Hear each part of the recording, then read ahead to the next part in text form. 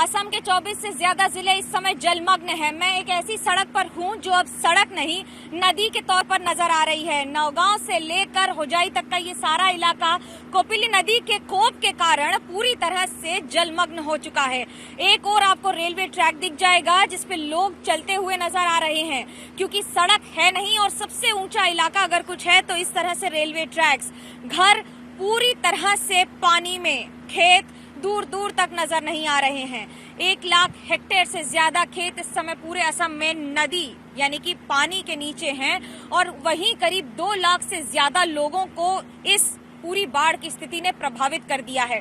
हम इस समय है स्टेट डिपार्टमेंट की जो रिलीफ फोर्स है उसके नाव पर, और ये टीम्स लगातार एनडीआरएफ, एसडीआरएफ, सेना और उनके साथ साथ नौसेना और साथ में थल, जल, नभ सब लगे हुए हैं अलग अलग जगहों से इवैक्यूएशन कराने के लिए, यानी कि लोगों को सुरक्षित स्थान तक पहुंचाने के लिए।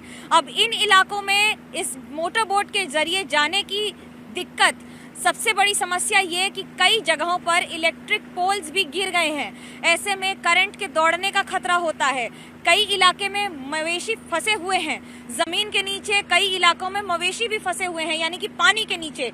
तो वहीं साथ ही साथ आप देख सकते हैं घर पूरी तरह से पानी में डूब गए हैं और इस पूरे इलाके में लोगों को निकाला जा रहा है या निकालने का प्रयास लगातार किया जा रहा है। पिछले 24 घंटों में 50 मिलीमीटर से ज्यादा बारिश हो चुकी है और पिछले 1 हफ्ते से ज्यादा के समय में 600 मिलीमीटर से ज्यादा बारिश हो चुकी है। असम में हर वर्ष बाढ़ की स्थिति कमोवेश ऐसी ही होती है, लेकिन इस बार अप्रैल और मई के महीने में ही इतनी तबाही का मंजर देखने को मिल रहा है। ये जिन लोगों के घर हैं वो अपने घर छोड़कर दूसरे स्थानों पे जाने को मजबूर हो चुके हैं। रिलीफ कैंप्स बने हुए हैं और करीब 70 सर्कल्स इस समय पूरी तरह से ऐसे ही जलमग्न हैं।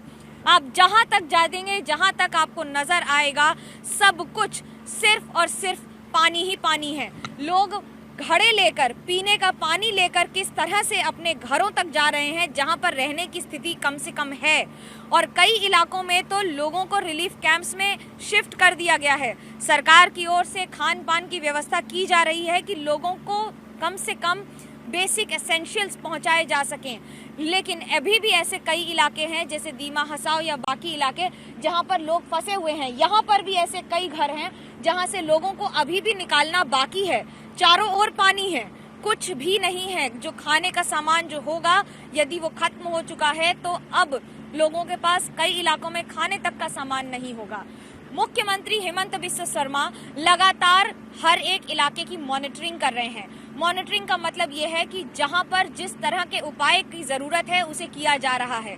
3 किलोमीटर से ज्यादा का सफर हम तय कर चुके हैं एक सड़क के ऊपर, जो इस समय सड़क नहीं है, पूरी तरह से नदी में तब्दील हो चुकी है।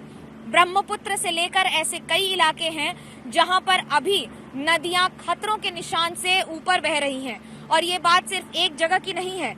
ऐसे न जाने कितने इलाके हैं जहां पर अभी भी स्थिति इतनी ही खराब है, और ये स्थिति सुधरने वाली नजर नहीं आ रही है, क्योंकि आने वाले कुछ घंटों में बारिश बढ़ेगी और बारिश के बढ़ने का मतलब है कि स्थिति और ज्यादा बिगड़ेगी।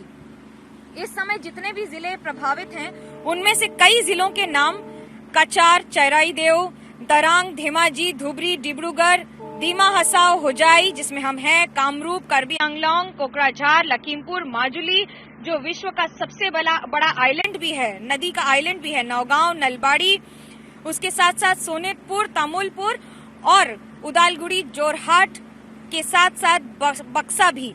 ये सारे जिले, दीमा हसाओ, करीमगंज, हैलाकांडी भी, और इन सारे जिलों में अभी तक करीब 800 से ज्यादा गांव प्रभावित हैं।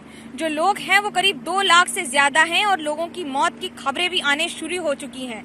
अब आप अंदाजा लगा सकते हैं जिस प्रवाह से ये नदी का पानी इस समय गांव में घुस रहा है, उसके साथ साथ न जाने कितने घरों को अपने साथ लील गई है ये बाढ़। इस बाढ़ में अभी तक 5000 से ज्यादा घर पूरी तरह से तबाह हो चुके हैं। हजारों जानवर न जाने कहां जा चुके हैं, और उनके साथ साथ यहाँ पर ऐसे कम से कम 3000 से ज्यादा लोग हैं जिन्हें इवैक्यूएट किया गया है। दाल, चावल, खाने की सामग्री ये सब तो दी जा रही है, लेकिन करीब 1 लाख हेक्टेयर से ज्यादा की जमीन पर फसल इस समय पूरी तरह से बर्बाद हो चुकी है। ऐसे कई इलाके हैं जहां पर रिलीफ कैंप्स बनाए गए हैं। इन करीब 72 रिलीफ कैंप्स में 40,000 से ज्यादा लोगों को रखा गया है।